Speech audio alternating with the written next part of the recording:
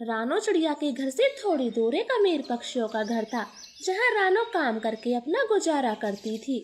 मालकिन जी, अब मैं घर जा रही हूँ।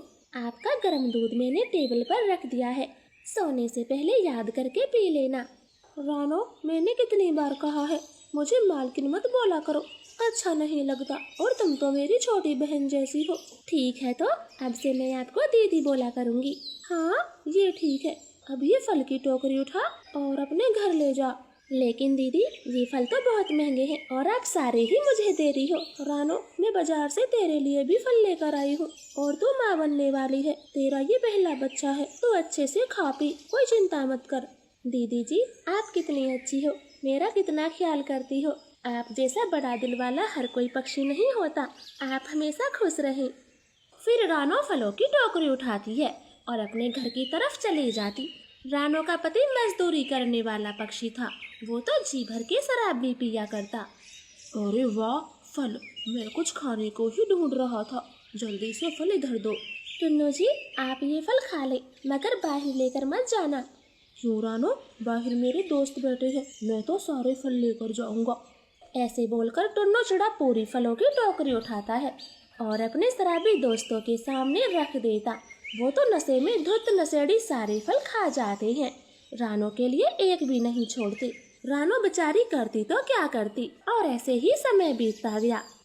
रानो, अब आपको ज्यादा काम नहीं करना चाहिए, मैंने देखा है काम करने में तुमको मुश्किलें आती हैं। दीदी जी, मुश्किलें तो हर दिन होती हैं, और काम नहीं करूँगी तो घर में खाना भी नहीं बनेगा। टुन्नू तो अपने सारे पैसों की शराब पी जाता है। चलो तो फिर ठीक है, मैं घर के कामों में तुम्हारा हाथ बटाती हूँ। फिर घर की मालकिन रानो के साथ काम करवाती है। रानो तो बहुत खुश होती, और फिर 2 दिन बाद वो प्यारे प्यारे 2 अंडे भी देती है। उस दिन वो काम पर नहीं गई थी।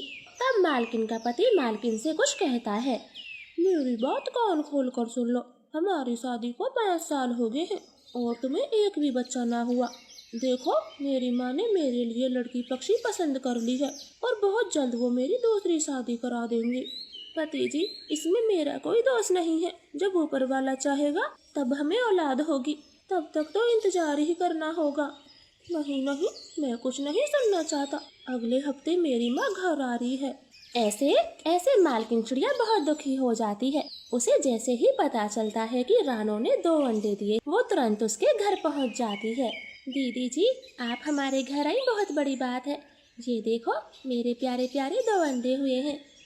रानो, तुम तो जानती हो मैं माँ नहीं बन सकती, और इसी वजह से मेरा पति दूसरी शादी करने वाला है। क्या कहा दीदी जी, दूसरी शादी? लेकिन दूसरी पत्नी के आने से आपकी जिंदगी तो बेकार हो जाएगी। मालिक जी को समझाएं, उन्हें दूसरी शादी ना करने दें। रानो, ये तो तभी रुक सकता है जब उनको कोई खुशखबरी दे दूं, मगर तुम मेरी जिंदगी बर्बाद होने से बचा सकती हो। दीदी जी, जो मुझसे बन पाएगा मैं वो सब करूँगी, बताओ मुझे क्या करना होगा। रानो, तुम्हारे 2 अंडे हैं, उनमें से 1 अंडा मुझे दे दो।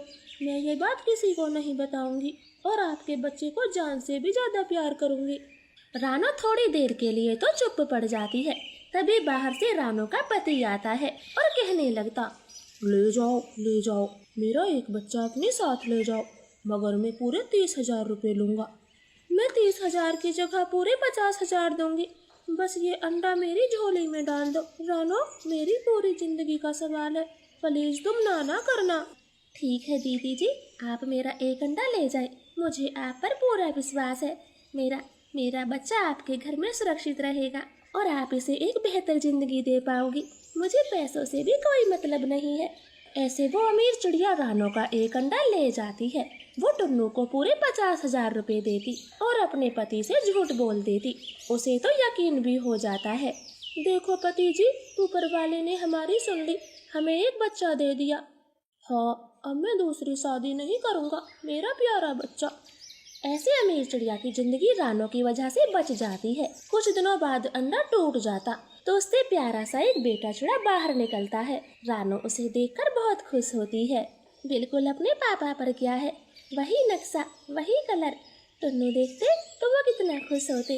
रानो, अभी ये तुमने क्या कहा? अगर कोई सुन लेगा तो बना बनाया हुआ काम बिगड़ जाएगा।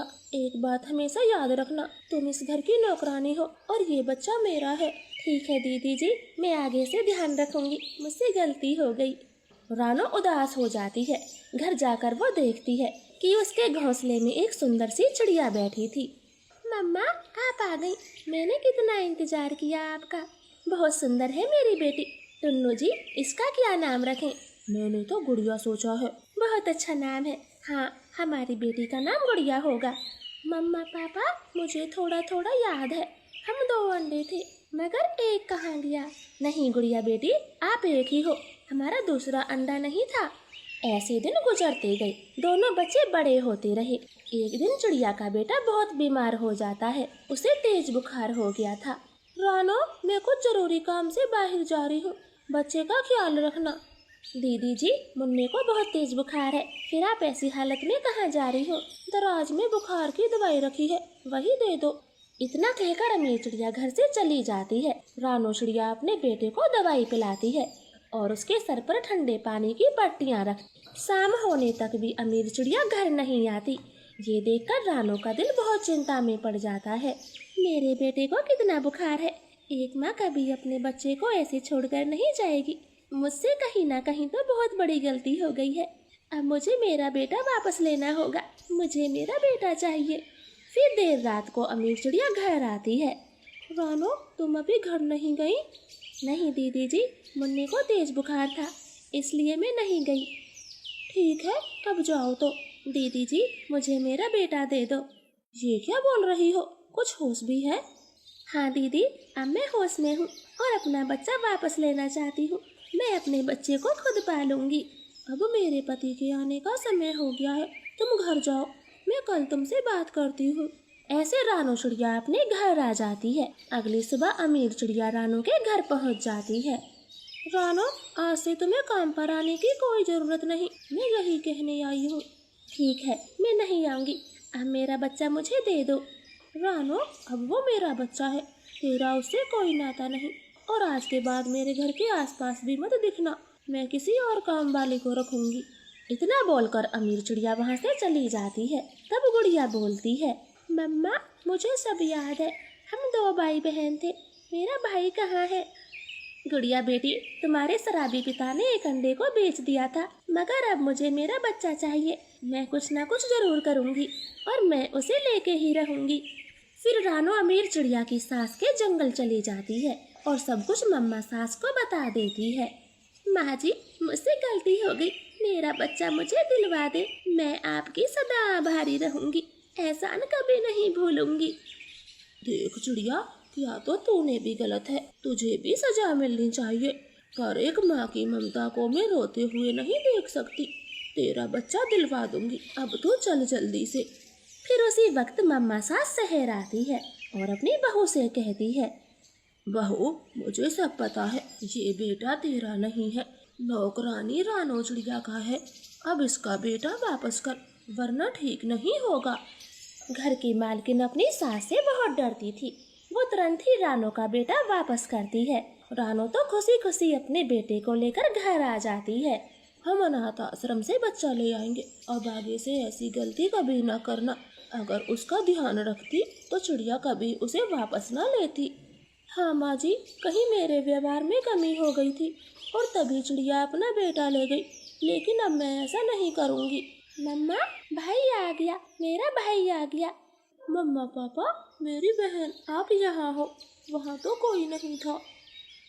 हाँ बेटा, मैं आपका पापा हूँ, मुझसे गलती हो गई थी, जो पैसों के लालच में तुम्हें बेच दिया, लेकिन अब मेरे बेटे तू हमारे साथ रहेगा। मम्मा चिड़िया तो बहुत खुश होती है। फिर वो सब एक साथ मिलजुल कर खुशी खुशी रहते हैं। तो प्यारे दोस्तों, प्लीज हमारी कहानी को लाइक और चैनल को सब्सक्राइब करें। आपका धन्यवाद।